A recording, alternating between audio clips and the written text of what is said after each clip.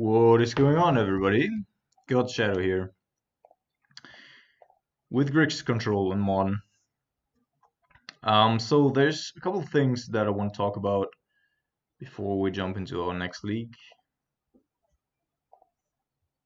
Um, and it is about our sideboard in particular. Like the main board, we've tried things. The only option that I could see changing is like changing a Terminate for a Dreadbore, something like that. But even that, I don't find really appealing. But the sideboard's still somewhat in flux. And Anger of the Gods just not cutting it right now. Engineered Explosives also, I mean, it's a good card, but it's also super clunky, and we can't recycle it neither with Jace nor with any other of our cards. The only good thing about it is that we, like, let's say it's gotten hit by a Stony Silence or something for, some random reason. We could be just binning it to P and Kieran Lore, and that's basically the only upside there. But other than that, our deck's pretty nice, pretty far evolved to a point where, every change that we make to the main board feels like we're making the deck worse. We do have play against almost everything. And you already saw here in between, if you were looking at the cards, that there's a couple of sideboard options that I want to talk about here. And of course, when we're building the sideboard, we're always trying to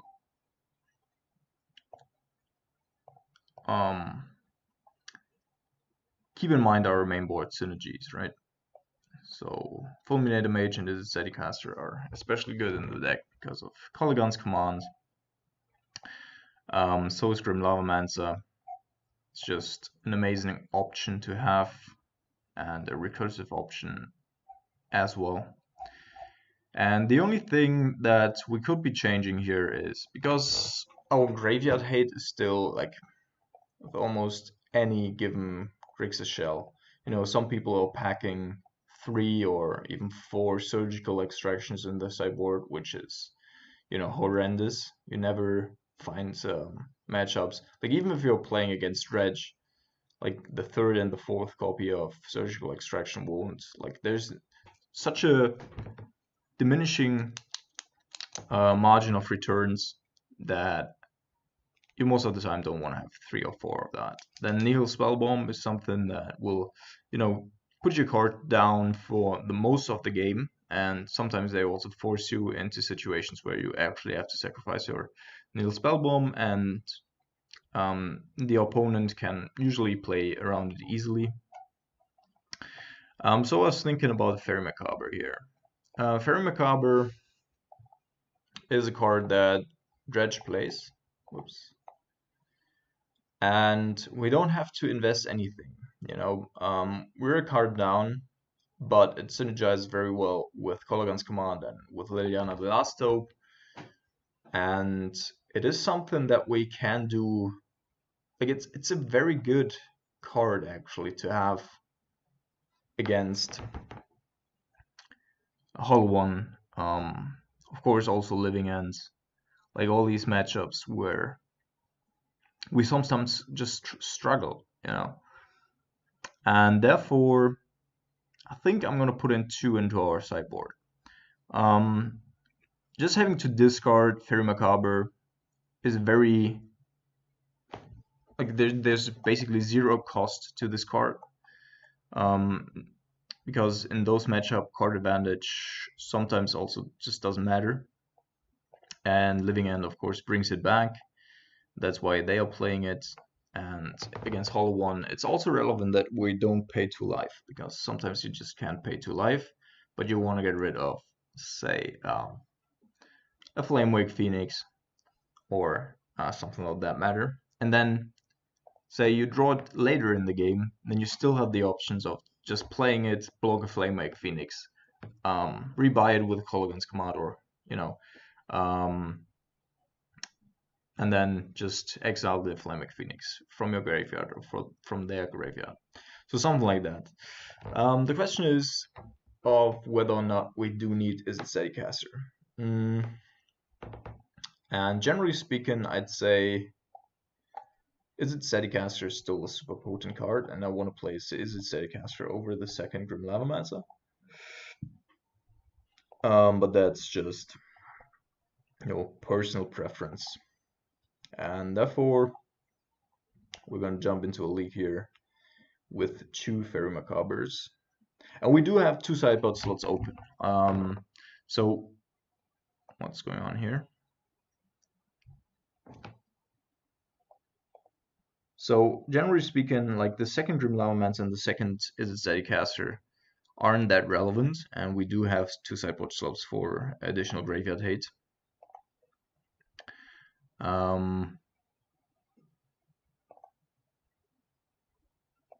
So,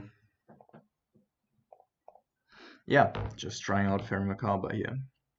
I also do not know how particularly well it is, or it would perform against, say, like Control or something, where we board Fulminator Mages as well, because it's, also highly synergetic, and just, let's say, getting rid of a Snapcaster target and something else with a Fairy Macabre in instant speed, just as an ability, sounds pretty well as well. Like, it sounds pretty good. And yeah, so generally speaking, I think this fits our deck very well, also with the Phyrexian Scriptures, because we could, pump it, make it the 3/3 flyer later in the game if we really needed to.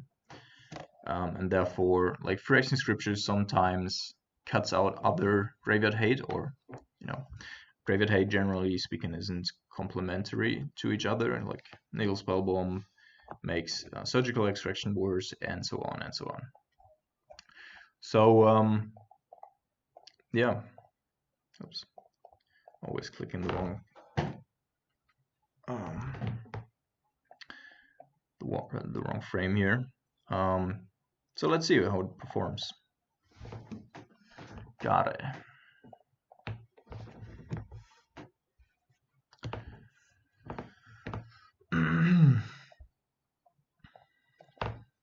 All right. Being on the draw here, like, it would be a good hand on the play, but being on the draw is a significant downside if we're playing, say, against humans, which we are, of course.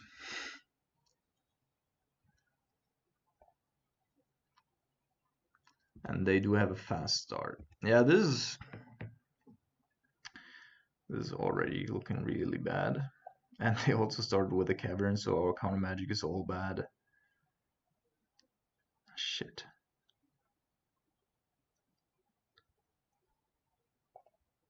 Yeah, I think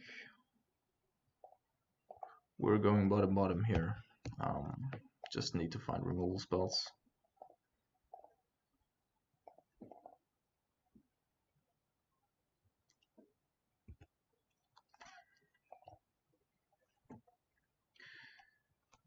Somehow we always manage to be on the draw without any removal spells against humans. And then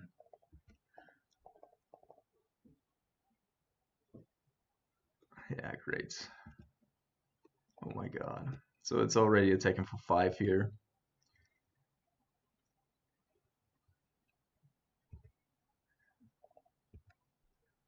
So we basically need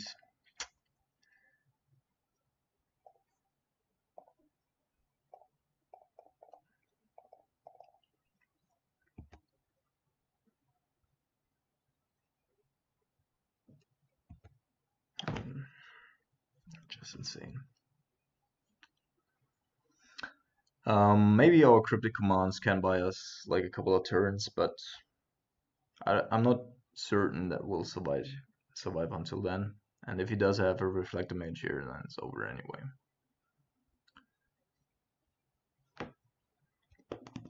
But anything's bad.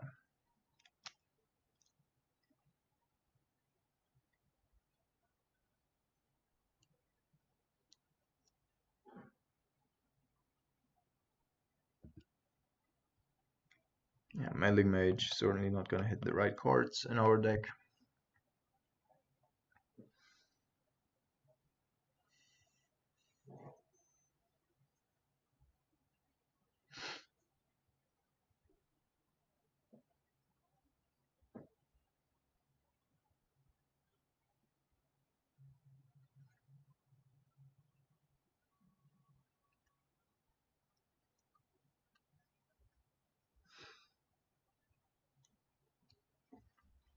And of course, Fatal Push, yeah. So that's just a blank. We're not playing a single copy of Fatal Push. But of course he'd name it because, you know, his Champion of the Parish, which is attacking for 6 a turn here,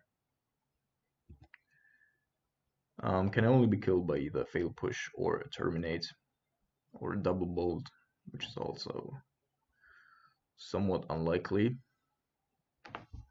Alright, so the problem here is that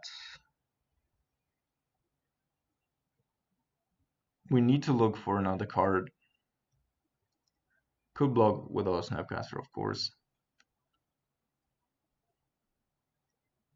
But we can't really go for a second cryptic for a second blue source here, because we need to have Double Bolt mana and Terminate mana, and we cannot shock. So I'm gonna go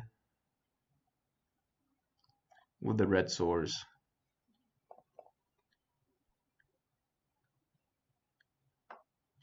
Yeah.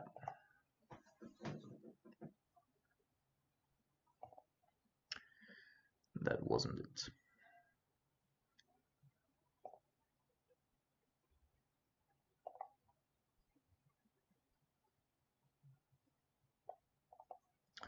So all of our counter spells are gonna get thrown.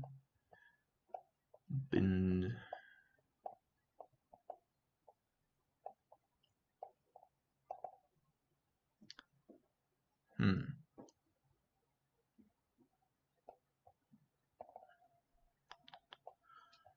One Thoughtseize might remain.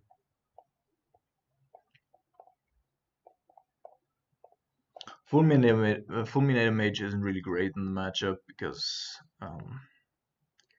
there's only the only utility land is Horizon Canopy, and you would only want to board Fulminator Mage if you maintain your counterspell suit. Sweet. But yeah, having counterspells against humans is just horrendous for multiple reasons. And of course, like even if we win game 2, being on the draw for game number 3, I mean, no, game 4.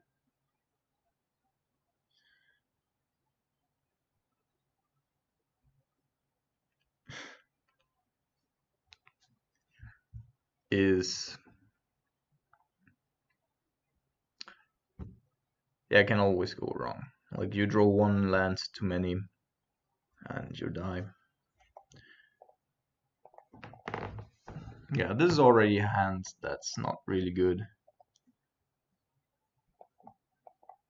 But we do have the required mana and we're on the play. I think I'm gonna keep anyway. Kolaghan's Command. If they do have a like Aethervile draw, then Kolaghan's Command could really like slow them down significantly. But if they have a really fast draw here and come around with an Edge Champion, it's Edge Champion. Man, what's going on? Champion of the Parish during the first couple of turns, then we probably have a problem again. Phyrexian Scriptures is good because Freebooter cannot take it. On the other hand, of course, Phyrexian Scriptures is also one turn slower than a Damnation would be. So let's see if they do have. Nope. They're going with a fast start again.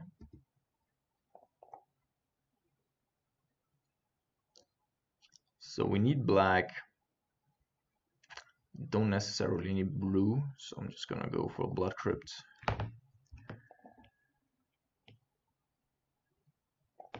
Yeah, let's just Jace here. And then see if we find removal spells. Jace is super important in the matchup. He can tick up on phantasmal images in order to just have them to be re-sacrificed. If we catch a Reflector Mage, would be bad, but not the end of the world. But if we catch a Mantis Rider here, which we are, that's bad. That is really bad. Now we're taking 4 a turn, so it's a 4-turn clock. Terminate helps, though. So the problem here is, first off, I do not want to play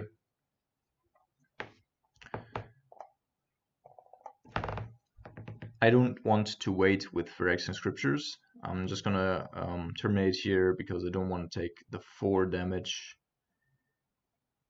Problematic is a Restoration Angel though.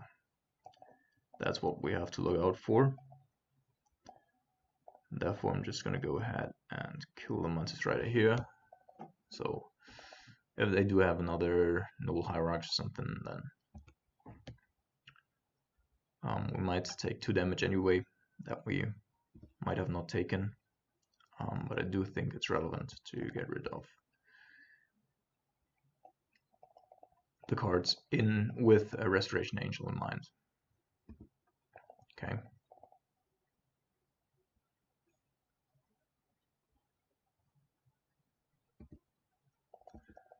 All right. So our hope here is Dark Confident. All right. Yeah, this is all fine. We're not taking any damage here. Our hope is now that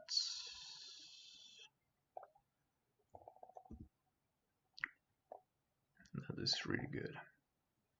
We have double red already, so we're gonna flip the Jace. After the post block. Therefore, we only take like 4 or 5 or maybe 6 damage until Phyrexian Scriptures resolves and our Jace still survives. And then we can follow it up with a PN Kirin Lar. And we basically get a 4 for 1. And we are significantly slowing him down here because he cannot. There's a Mantis Rider, which is also relevant. Maybe he's even playing that here. He just wants to turn on the heat. But if he's not playing anything, then we just take 4 damage.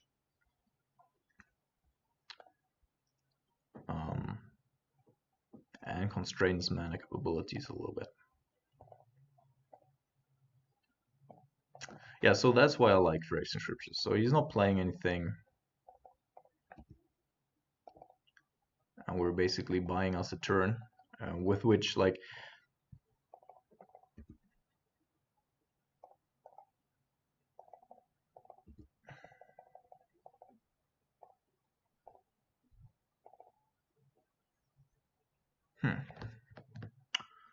Nimble Obstructionist is actually quite decent. Because we can block the Mantis Rider next turn.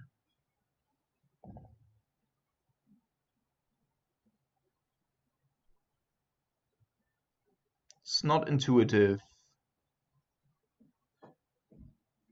I think Kolaghan's Command is the one that we can get rid of the best here.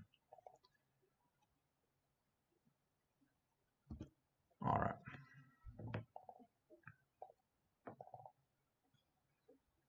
So we can spend 2 life in order to get rid of Mantis Rider if we wanted to. And then deploy PN Kirin Lar.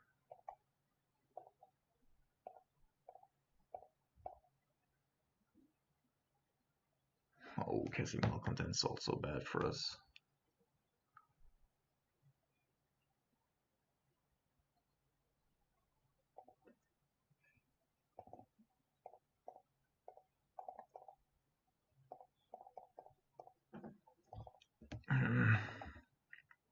So super powerful hand by our opponent there.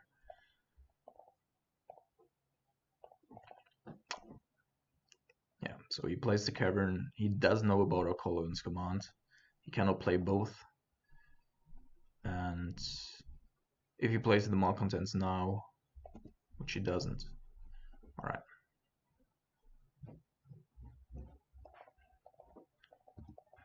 Yeah, so we're following up with Snapcaster and Cologne's command. Of course, the third mode here isn't relevant on the Phyrexian Scriptures.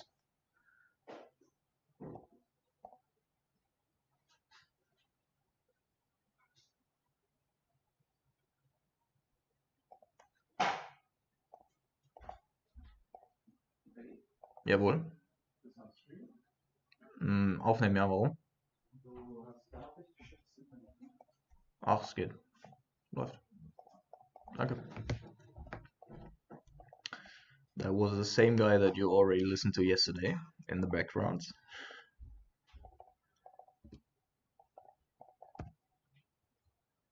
Good friend from my hometown,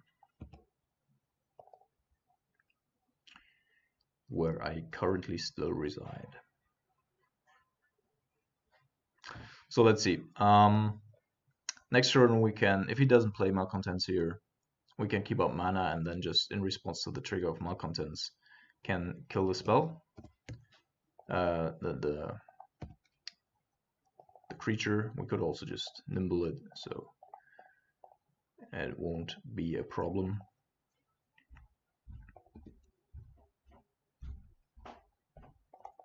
And we're going to attack here.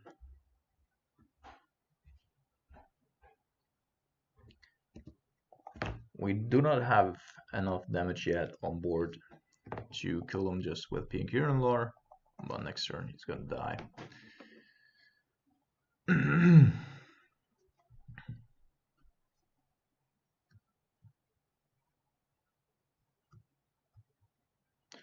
Yeah, opponent figuring that he cannot win here. And of course here we only had access to one Terminate, and that was enough. But generally speaking, like with one removal spell, you're so far behind already. And you actually need a sweeper to clean things up afterwards. But curve-wise, we had a good draw. Won't be so simple on the draw here, on the crackback, but he's likely to change a little bit off his sideboard, which maybe gives us an advantage.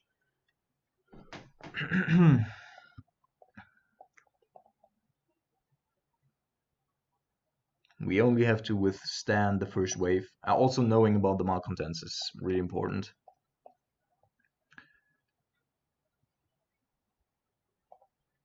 Alright. That is good early interaction here.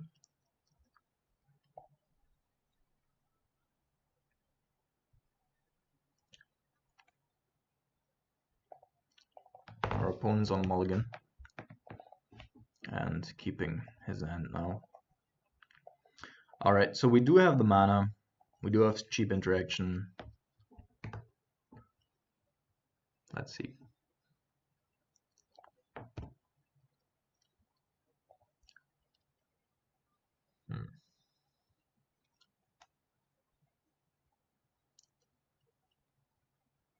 So the thing is,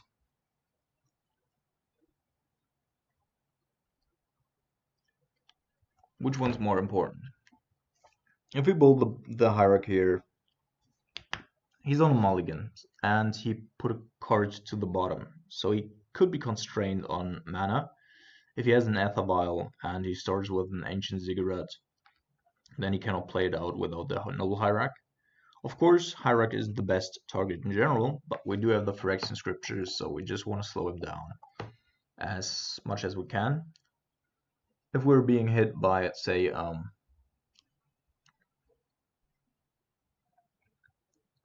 Athalia or a freebooter here, then of course our spells get a little worse, but I think it's worth the risk here. Okay, so he had mana, or he just drew it, either or. Okay, there's a Thalia.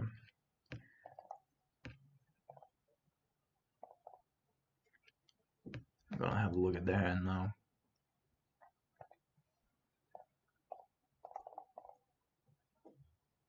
Alright, so it was all lands actually. Maybe we should have played the other way around, but if they do have a really fast start, that'd be really, really bad for us. Okay. Alright. So we're gonna go ahead here, bulb the Thalia. It's possible that he found another one, but I do want to be able to cast the Zeren Visions here.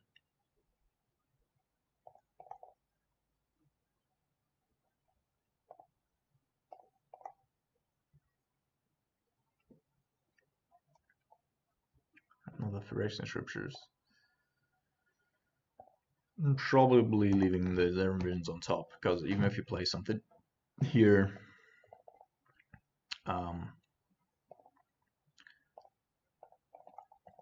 that is fine as long as it's not a Mantis Rider. Yeah, another Thalia. That was to be expected. There's the other Cavern, and apparently that draw the card in his hands. So we need to get rid of Thalia anyway. So we're just gonna go ahead here, get a 2-for-1. I do think that his last card is probably just a land. Yep, another Cavern of Souls. But Thalia is annoying enough for us to actively. Alright, upkeep. We're gonna kill that thing again and get rid of his hand card and hopefully find some threat. Alright, there we go. Top, Scorpion God should be taking over the game by itself. Yeah, and I mean, of course, humans can also, like, humans rarely have a draw like this where they just draw too much lands or too many lands. But they sometimes can, and they drew his third Thalia of Traben, which is insane. I think they only play 3.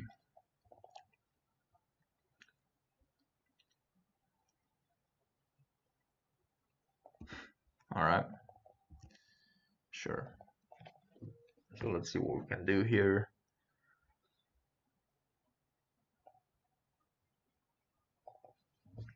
I don't think we're attacking yet. Oh, maybe we are. No, we are.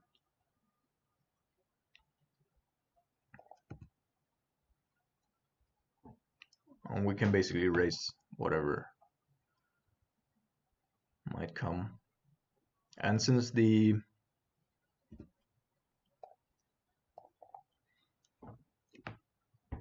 Necromancer triggers itself as well, we're just gonna go in the upkeep, in the draw step again, kill the Necromancer and get rid of his card in hand, and from there it should be eating pie or cake.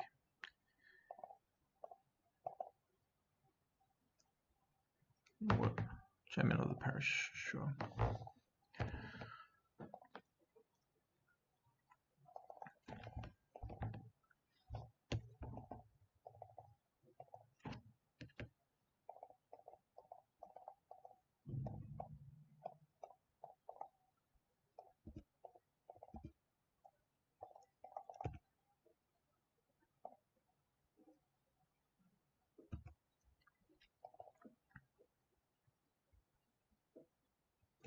Our opponent should give up here.